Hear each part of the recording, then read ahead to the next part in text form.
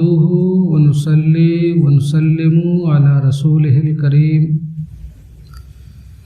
أما بعد فأعوذ بالله من الشيطان الرجيم بسم الله الرحمن الرحيم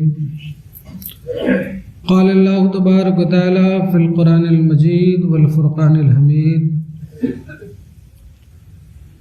الذين يؤمنون بالغيب ويقيمون الصلاة ومما رزقناهم ينفقون صدق الله مولانا العظيم وصدق رسوله النبي الأمين الكريم ونحن على ذلك لمن الشاهدين والشاكرين والحمد لله رب العالمين۔ معزز مصلیان کرام، آئیے ہم اور آپ مل کر سب سے پہلے اپنے آقا و مولا حضور تاجدار مدینہ سرکار دو عالم صلی اللہ تعالی علیہ وسلم کی بارگاہ بے کس پناہ میں عقیدت و محبت کے ساتھ درود پاک پڑھیں۔ اللہم صلی علی سیدنا مولانا محمد وعلی آل سیدنا محمد بارک وسلم۔ صلاۃ و سلام علیک یا رسول اللہ، صلاۃ و سلام علیک یا حبیب اللہ صلی اللہ تعالی علیہ وسلم۔ نبی اور آل نبی کی بارگاہ میں ایک دفعہ اور محبت سے پڑھیں۔ اللہم صلی علی سیدنا مولانا محمد بارک وسلم۔ صلاۃ و سلام علیک یا رسول اللہ، صلاۃ و سلام علیک یا حبیب اللہ صلی اللہ تعالی علیہ وسلم۔ معزز سامعین کرام، میں نے قرآن مقدس کو شروع سے ہی تلاوت کرنے کا شرف حاصل کیا ہے۔ آپ میں سے ہر شخص سمجھتا، بوجھتا اور جانتے ہیں، اللہ تبارک و تعالیٰ ارشاد فرما رہا ہے، وہ لوگ جو بغیر دیکھے ایمان لے آئے اور نماز قائم کرتے ہیں اور ہماری دی ہوئی رزق سے خرچ کرتے ہیں۔ پھر اس کے بعد رب ارشاد فرماتا ہے کہ اولئک علی ھدی من ربہم واولئک ھم المفلحون۔ پیچھے اور بیچ میں کچھ اور آیتیں ہیں کہ یہ لوگ اپنے رب کی طرف سے ہدایت پر ہیں اور اپنے رب کی طرف سے یہی کامیاب ہیں۔ سبحان اللہ۔ کامیابی کی ضمانت اللہ تبارک و تعالیٰ قرآن پاک کے آغاز میں بیان فرماتا ہے کہ مومنو، اگر کامیابی چاہتے ہو تو سب سے پہلی شرط اول یہ ہے کہ ایمان لے آؤ۔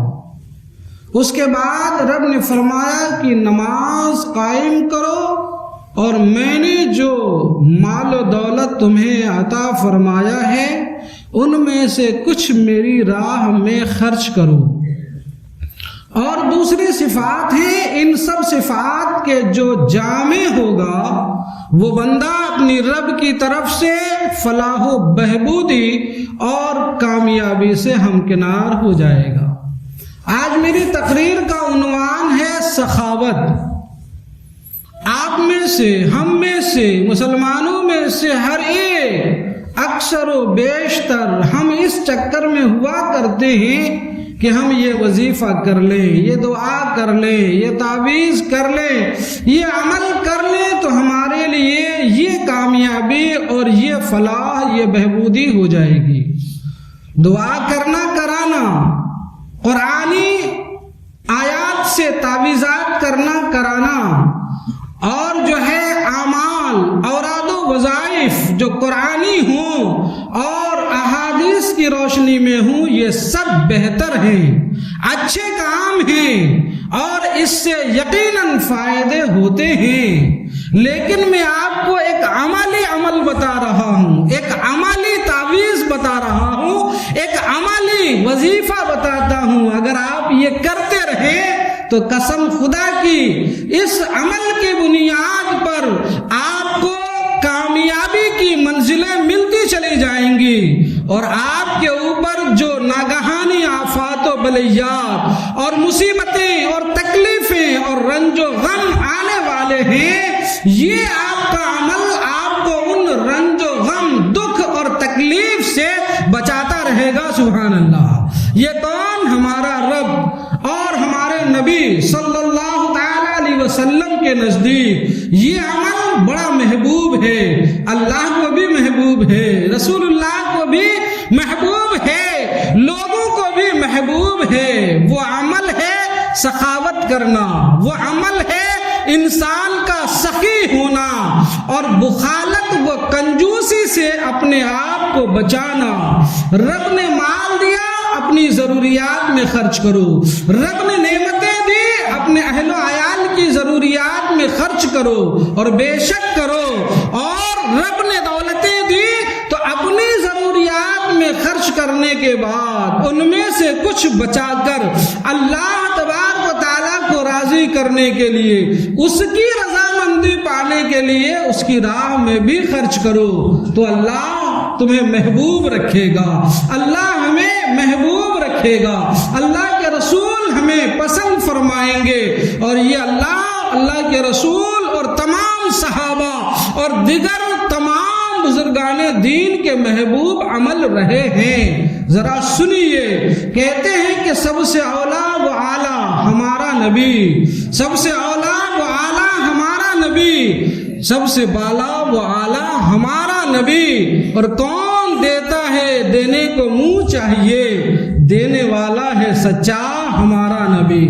کون دیتا ہے؟ دینے کو منہ چاہیے، دینے والا ہے سچا ہمارا نبی۔ ایک عاشق صادق نے اچھے انداز میں ان اشعار کو کہے ہیں۔ حضور نبی کریم صلی اللہ تعالی علیہ وسلم نے خود بھی اپنی زندگی میں بے پناہ سخاوت کے عمل کیے۔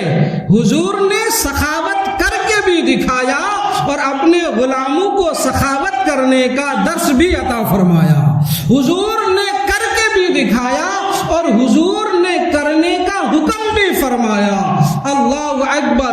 اور قرآن میں اس کی بڑی تعریف و توصیف آئی ہوئی ہے کہ جو اپنی پیاری چیز اللہ کی راہ میں خرچ کرے وہ نیکی پا جاتا ہے، وہ بھلائی پا جاتا ہے، وہ قرب الہی کی منزلیں طے کر لیتا ہے۔ اور جو لوگ کنجوسی کرتے ہیں، بخالت کرتے ہیں، مال کو بنا سوار کر تہکا کر کے جمع رکھتے ہیں اور راہ حق میں خرچ نہیں کرتے، ان کے بارے میں قرآن کہتا ہے کہ وہ لوگ جو اپنی مال سے بخالت کرتے ہیں وہ کیا اس سے بہتر اور اپنے لیے بہتر اور اچھا سمجھتے ہیں؟ نہیں، یہی مال تو کل مرنے کے بعد اے لوگوں تمہارے گلے کا توپ اور ہار بنا دیا جائے گا۔ اللہ اکبر۔ اور یہ ہار سجانے کے لیے نہیں، یہ ہار بندے کو کامیابی سے ہارنے کے لیے پہنایا جائے گا، بطور سزا کے اور بطور جو ہے سزا کے پہنایا جائے گا۔ آئیے ذرا آج اگر آپ نے آج کی تقریر ہماری آپ سماعت فرمائے، انشاءاللہ تعالی اس کا مثبت اور پھر منفی دونوں کا ملا جلا زندگی نے اگر وفا کی تو انشاءاللہ اگلے ہفتے سنیے آپ کی زندگی کے ورق میں ایک نیا باب کھل جائے گا، آپ کی زندگی کے تاریخ میں ایک نیا باب کھل جائے گا۔ اگر آپ یہ کرنے لگے تو آپ کی زندگیوں میں خوشیاں آنے لگیں گی، بہاریں آنے لگیں گی، آپ کے مال میں برکتوں کا نزول ہونا شروع ہو جائے گا، آپ کے گھروں میں چین و سکون کی کا جو ہے نزول شروع ہو جائے گا، لوگوں میں آپ کا مقام بڑھ جائے گا، رشتہ داری جو بگڑنے پر آئی تھی وہ رشتہ داریاں بڑھنے میں آ جائیں گی۔ سنیے ذرا، حضور نبی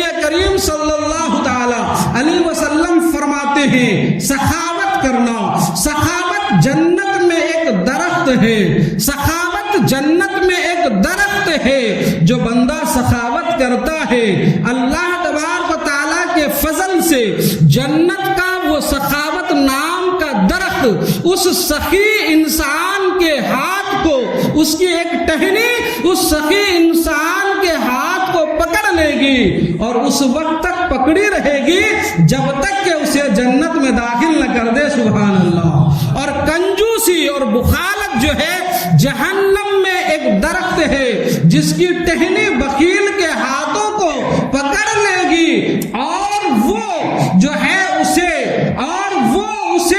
اس وقت تک پکڑی رہے گی جب تک کہ اسے جہنم میں داخل نہ کر دے۔ اللہ اکبر۔ نبی فرماتے ہیں سخاوت کرنا اتنا محبوب عمل ہے دوستو۔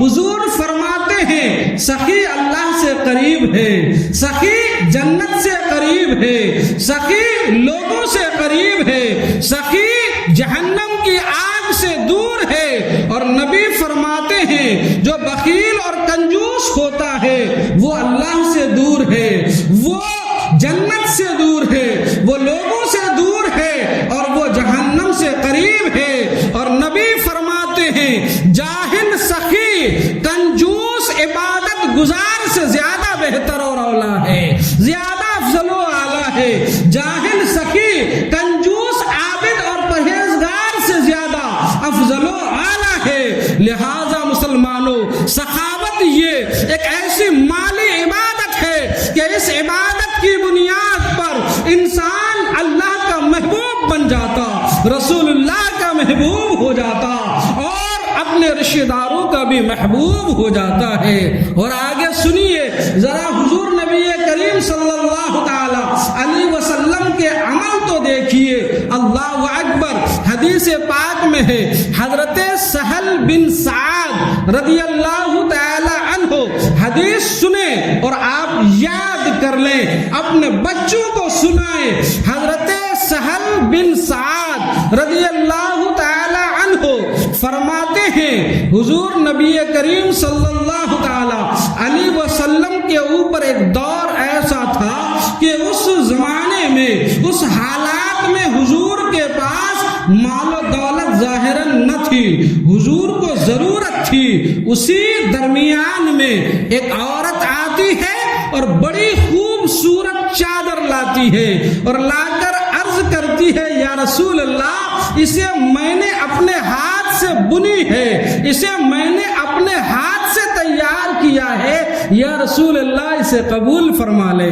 چونکہ حضور کو ضرورت تھی، حضور نے اپنی کنیز سے وہ چادر قبول فرما لیا، مجلس سے اٹھے اندر گئے اور وہ چادر زیب تن فرما لیا۔ سبحان اللہ۔ حضور کے تنے اقدس پہ چادر آ گئی، حضور کے تنے اقدس پر چادر جچنے لگی۔ ایک صحابی نے عرض کیا یا رسول اللہ کتنی پیاری لگ رہی ہے، کتنی اچھی لگ رہی ہے، اے میرے آقا اگر آپ اسے مجھے دے دیتے تو کیا اچھا ہوتا، اسے آپ مجھے دیتے۔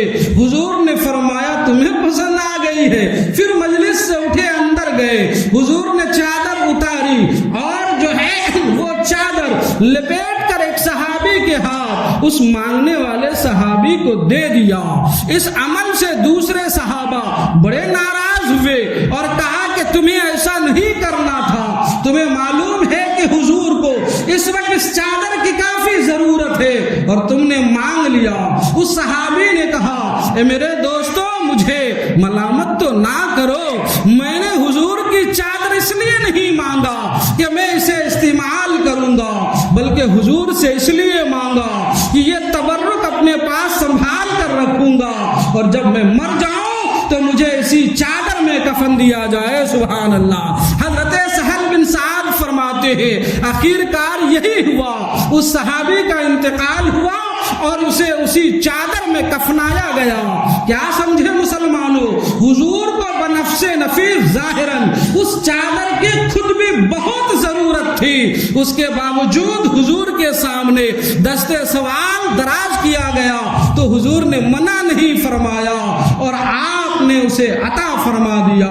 اتنا ہی نہیں، احادیث کے اوراق اور پنے پلٹ کر دیکھیں آپ کی آنکھیں اشک بار ہو جائیں گی۔ میرے آقا نبی رحمت صلی اللہ تعالی علیہ وسلم کی سخاوت دیکھیں، آپ کا جود و کرم دیکھیں، آپ کا جود و نوال دیکھیں، اپنے غلاموں پر آپ کے جذبہ ایثاری کو ذرا دیکھیں۔ حضور کبھی کبھی تو یہ کرتے تھے، غلاموں سے کوئی چیز اپنے داموں خریدتے تھے اور خرید کر پھر پلٹ کر وہی چیز جس سے خریدتے اسے بطور ہدیہ دے دیا کرتے تھے. سبحان اللہ.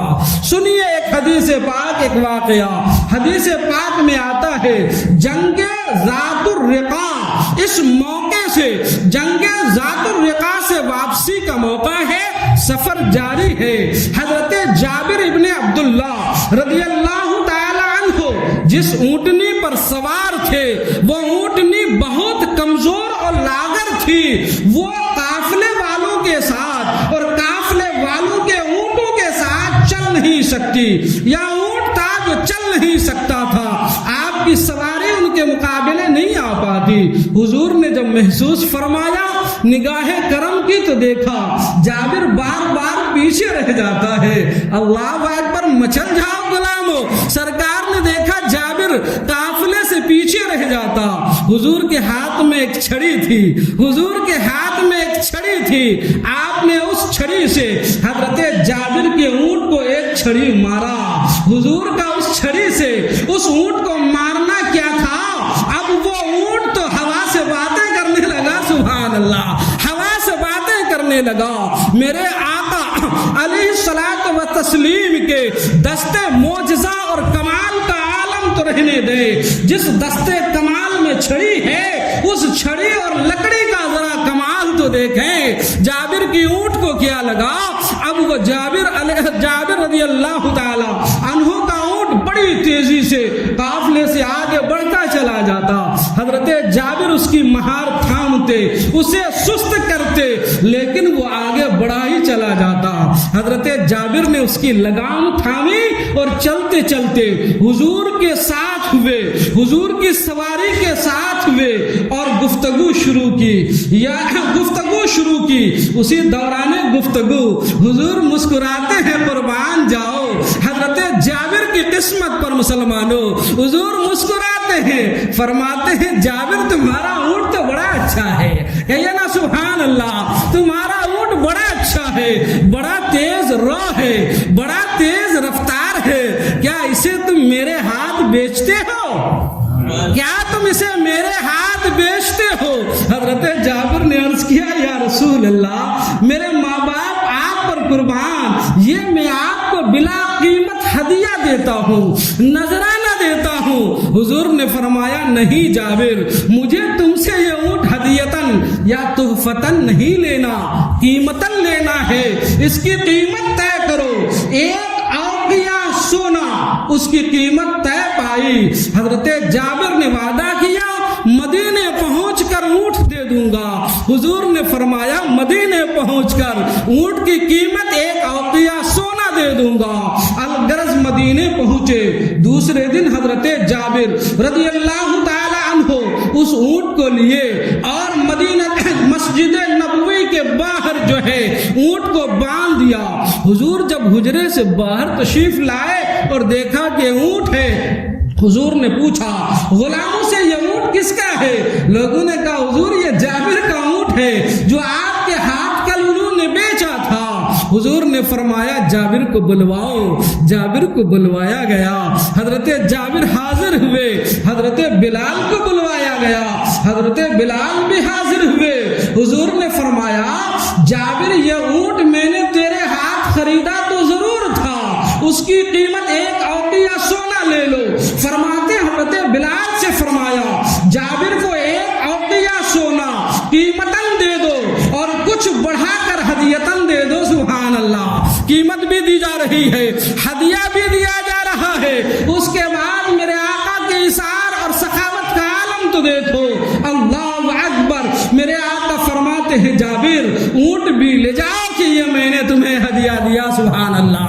قیمت بھی دے رہے ہیں، ہدیہ بھی دے رہے ہیں. میرے نبی کی سخاوت کا عالم یہ تھا مسلمانوں. حضور نے صرف سخاوت کرنے کا حکم نہیں فرمایا بلکہ حضور نے خود سخاوت کر کے خود جو ہے اپنا عمل پیش فرما کر ہمیں درس حسین عطا فرمایا ہے. واہ کیا جود و کرم ہے شہ بطحہ تیرا، نہیں سنتا ہی نہیں مانگنے والا تیرا. یہ میرے آقا علیہ السلام ہے. آئیے مشکات شریف میں حدیث پاک ہے. حضور نبی کریم صلی اللہ تعالی علیہ وسلم کا فرمان عالی شان ہے. ایک انسان جنگل میں بیٹھا ہوا تھا، اس نے دیکھا کہ اچانک آسمان پر بادل گھر گیا، بادل گھرا، موسم بنا، ٹھنڈ ہوا چلنے لگی، اللہ اکبر، موسم بنا، پانی سے بھرا ہوا بادل جو ہے آسمان پر گر گیا۔ اچانک جنگل میں وہ بیٹھا انسان اپنے کانوں سے ایک آواز سنتا ہے، وہ آواز یہ تھی کہ بادل سے آواز آ رہی تھی، پانی سے بھرے ہوئے بادل سے کوئی کہہ رہا تھا، اے بادل تم فلاں بن فلاں کے باغیچے کو سیراب کر دو، کہیے نا سبحان اللہ، فلاں بن فلاں کے باغیچے کو سیراب کر دو، اسے پانی سے ذرا جل تھل کر دو۔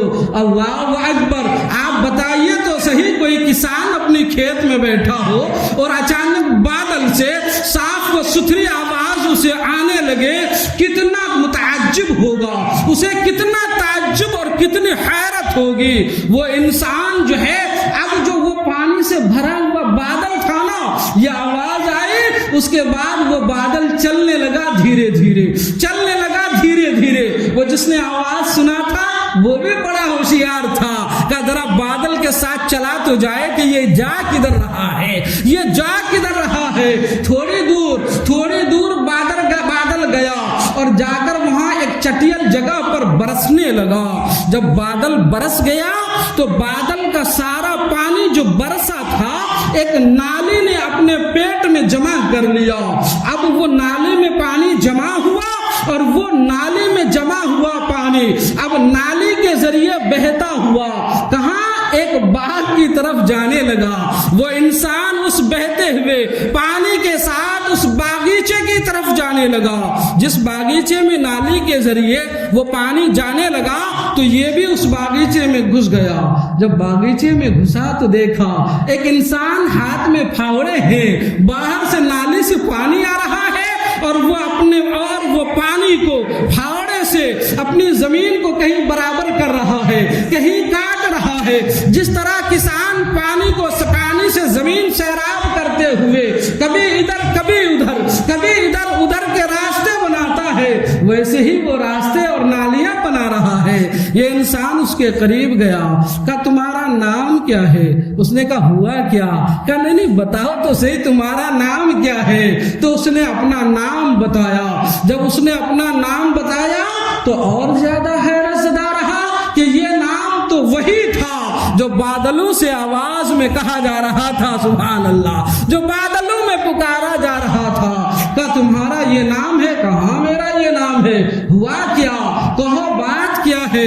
کہا دیکھو میں نے بادل سے ایسی آواز سنی اور تمہارا نام سنا اور اس کا برسنا دیکھا، اسی منظر کے ساتھ میں یہاں پہنچا ہوں۔ بتاؤ تو صحیح تمہارا عمل وہ کون سا اتنا بہتر عمل ہے کہ اللہ تبارک و تعالیٰ کی رحمتوں کا نزول ایسا ہو رہا ہے کہ تم اپنے باغ میں پھاوڑے چلا رہے ہو اور پانی سے سیراب کرنے کی رحمتوں کا نزول تمہارا رب فرما رہا ہے اور انتظام کر رہا ہے۔ اس نے کہا سنو، جب تم نے پوچھ ہی لیا ہے تو سنو، میرا عمل یہ ہے کہ میرے باغیچے سے جو کچھ پھل پیدا ہوتا ہے ان میں سے 3 حصے کرتا ہوں۔ 3 حصے کرنے کے بعد ایک حصہ میں اپنی بیوی بچوں کے لیے رکھ لیتا ہوں جو میری ضرورت ہے، ایک حصہ اسی وقت جو ہے اللہ تبارک و تعالیٰ کا حق سمجھ کر ادا کر دیتا ہوں، اور ایک حصہ رکھا رہتا ہوں جو سال بھر اس حصے کو بھی اللہ کی راہ میں خرچ کرتا رہتا ہوں، سبحان اللہ، خرچ کرتا رہتا ہوں، سبحان اللہ۔ کیا سمجھے کسانوں، اگر آپ کھیتیاں کرتے ہو اللہ کی ذات پر بھروسہ رکھو، رب کا اعلان قرآن میں سنتے ہو آپ، ان اللہ علی کل شیء قدیر، اللہ ہر چیز پر قادر ہے، اس کی قدرت کاملہ پر غور نہیں فرماتے، اپنے پھاوڑے ہل لیتے ہو، آج کے دور میں ٹریکٹر لیتے ہو، جا کر ایک چٹیل میدان سی بے آب و گیا بغیر گھاس و فصل والی زمین اس کے سینے چیرتے ہو،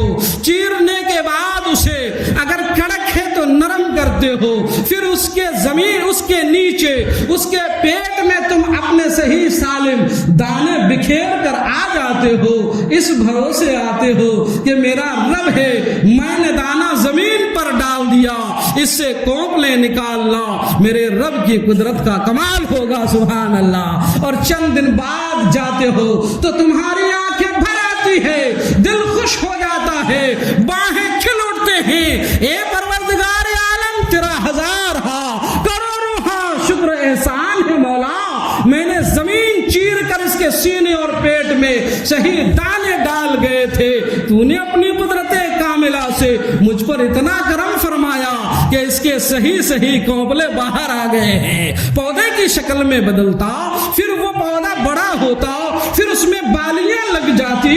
जरा सोचो तो अपने रब का कमाल, जरा सोचो तो अपने रब का एहसान। तुमने डाला था एक दाना, उसमें से एक पौधा निकला, उसमें एक बाली निकली, वो बाली क्या छोटी सी है, जवार की बाली कम से कम बालिश्त भर की है, गेहूं की बाली कम से कम बालिश्त भर है, और उस एक बाली के दाने फोड़ो और उसे गिनो, उसमें 100 से 700 दाने तक हुआ करते हैं, सुभान अल्लाह। डाला एक था, रब तुम्हें 700 दाने दे रहा है, उसके बावजूद ए इंसान हमारा कल्ब इतना स्याह हो चुका है और हम इतने खुद गर्ज हो चुके हैं और दुनिया की माल और दौलत की मोहब्बत और इसके दामे फरेब में हम इतने जकड़ चुके हैं कि 100 किलो में से 90 किलो रब ने फरमाया अगर आसमान की बारिश से है तो 90 किलो तुम खाओ, अपनी जरूरतें पूरी करो, सिर्फ